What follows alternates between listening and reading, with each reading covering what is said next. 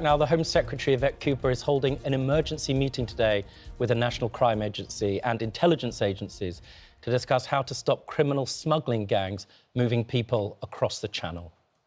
It comes after the horrific tragedy off the French coast early in the week that saw the deaths of 12 people.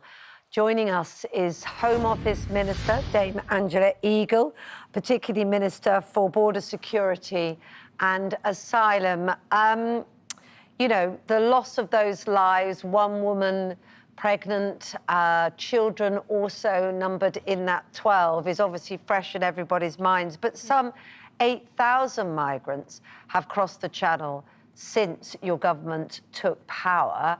What is the deterrent? Because you're meeting with the National Crime Agency, but even they say that law enforcement alone cannot tackle this.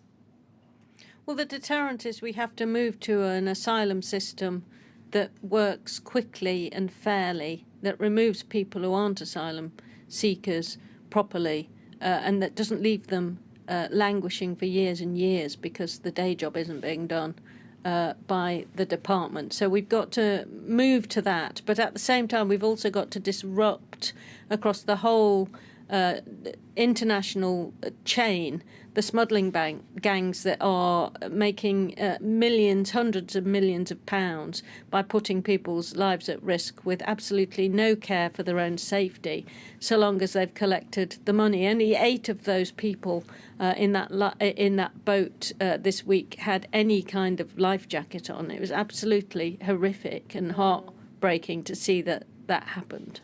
Dame Angela Eagle, as you just said, this is also about asylum and making sure that it works properly.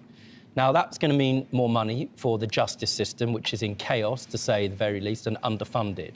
But I wonder if you can help me, because I don't know the answer to this question. How many people in the UK who have had their asylum claims rejected, those who may have arrived on boats, are still to be deported, and are they in custody?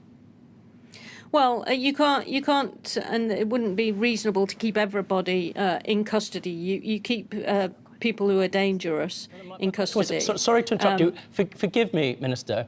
You're the Minister for Asylum. Yeah. We need to know how many people have had their asylum claims rejected. Those are the people to be deported. That's the issue presenting you now. It's going to deter people if the government says, look, don't come here because you'll be removed very quickly. So at the moment, how many people have had their asylum claims rejected and are still to be deported? You can give me a rough answer. I mean, listen, these statistics are all available. If you want to, what are they?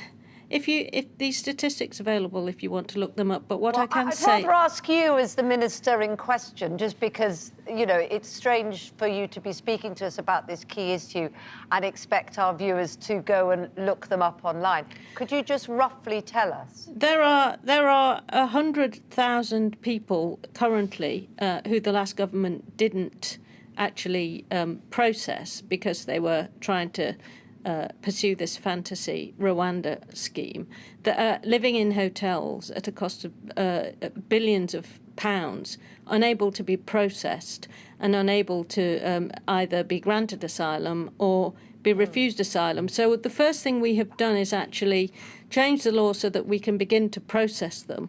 We've also... But what is the number that have been rejected who are waiting to be deported? I've just given you a number. No, you gave me 100,000, you said, of the people that have failed to be processed.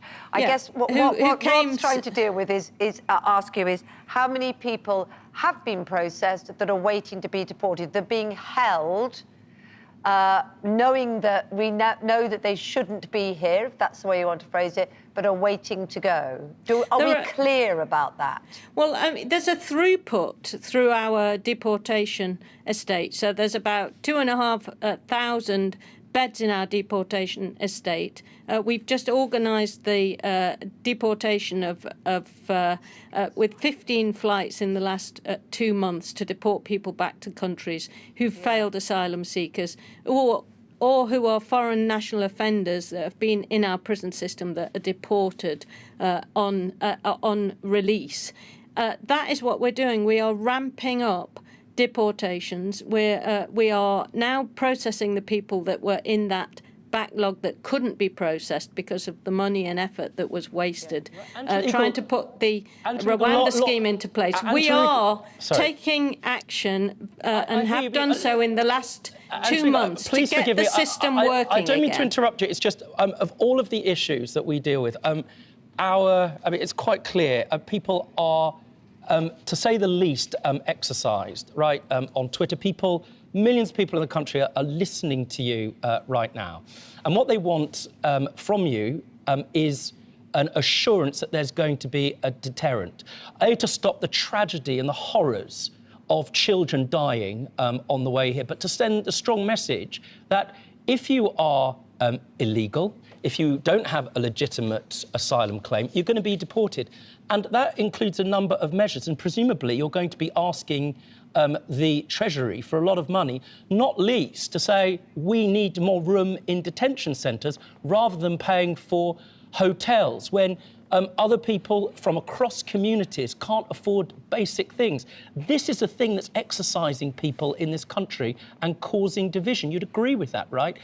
Absolutely, and we have just made announcements that we are going to extend the detention estate by thousands of beds so that we can facilitate much faster and more effective, efficient returns. And that's part of the announcements we've made, as are announcements about cracking down on illegal working and our announcements about beginning to process those that were in this permanent backlog. We're trying to get the system, which had ground to a halt, working again. And the fact that it had ground to a halt under the previous government actually meant that the Home Office overspent its budget last year by £5 billion. So there are actually savings to be made by making the system work, and that is what we are determined to do. You mentioned the last government's fantasy idea, I think, or fantasy policy was your phrase, in relation to deporting to Rwanda.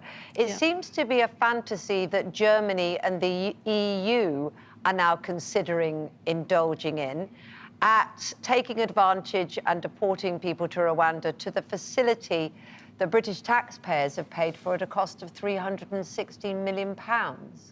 Well, let's see what actually happens. We actually spent £700 million to send 4 volunteers to Rwanda. The scheme didn't work.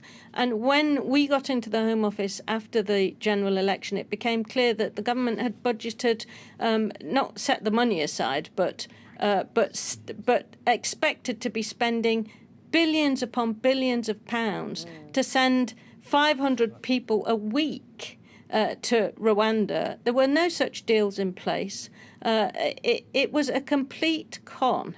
And while they were doing that, they'd stopped working the normal asylum system, so they left over 100,000 people in a limbo, not being processed at all. So the only way out of this, it might sound boring, is to run the system fairly and efficiently and properly and make certain that if you fail an asylum claim, there are consequences. You will be deported. And if you don't, you will be integrated in our society. And that is what we are trying to do. Angela, you have to have the practical measures in place. Now, one of the things that was quite clear is that there isn't sufficient room for detention. In fact, it seems that we don't know the number of failed asylum seekers there are out there. But leaving that aside, you'll be aware in the same vein that there's not enough room in the prison estate to house prisoners, so much so that they're being released early. And there is some suggestion that the government's considering finding places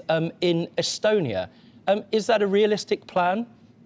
Well, look, we've inherited a prison system that's on the verge of collapse, where there are virtually no free prison places at all. So in the short term, I'm sure ministerial colleagues will be looking to see what they can do to alleviate that, because what isn't acceptable is that people who've been convicted, perhaps of very serious crimes, cannot be put in prison, because the last government closed many thousands of prison places. Are they going to Estonia, yes or no? And did not build new prison places. There's a throughput in the prison system. People go in, people leave. But the overall problem we've inherited is that there are no spare prison places. So what we've got to do, and the government will be announcing later this year, plans to build new prisons. But meanwhile, we have a short-term problem that the Minister of Justice has got to deal with. Right. So Estonia is...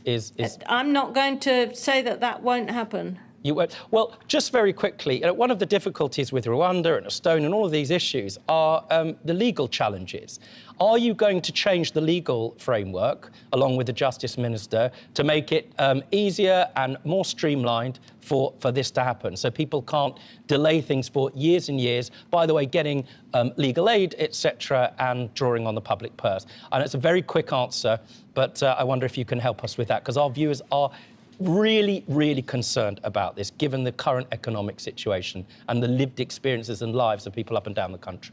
Well, it's important to facilitate people to have access to their right, but that needs to be done as quickly and efficiently as possible. Thank you very much, Dame Angela Eagle.